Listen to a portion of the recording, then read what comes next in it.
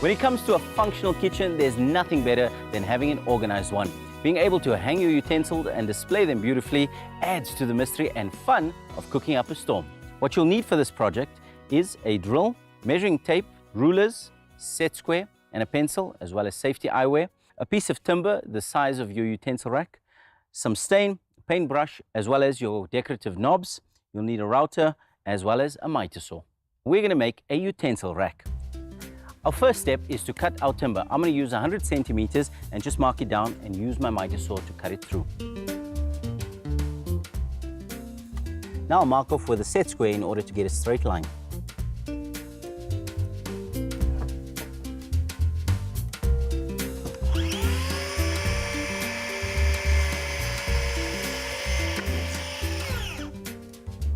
Now we've got our template done for our utensil rack. Next step is mark off and drill pilot holes. In order to do our pilot holes, I'm going to find the center of our backing board that we've got over here, and then I'm going to mark out 5 areas where we're going to drill. So I've got 62 millimeters, half of which is 31, and I'm going to continue that down here. Now using my long ruler like this, I simply connect the dots.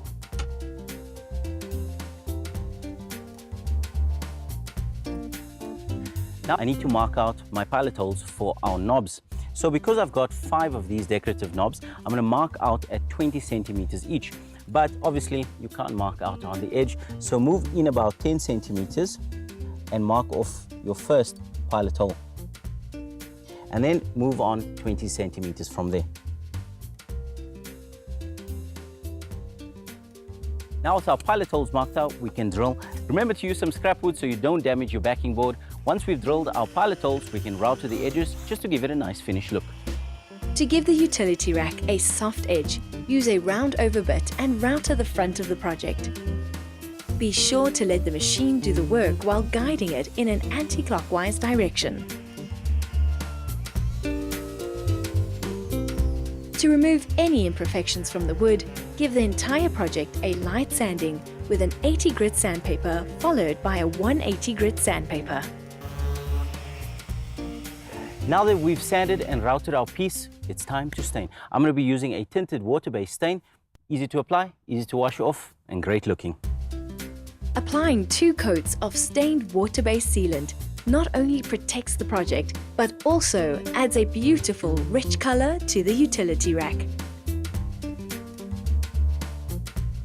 Countersinking the back end of the pilot holes allow the bolt of the knob to sit flush with the backboard.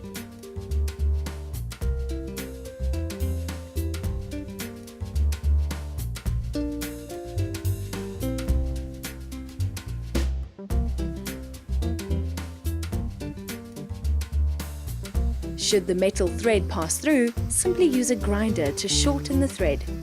This will ensure the utility rack can sit flush against the wall. Now that our utensil backing board is complete, let's go find a place in the kitchen to put it.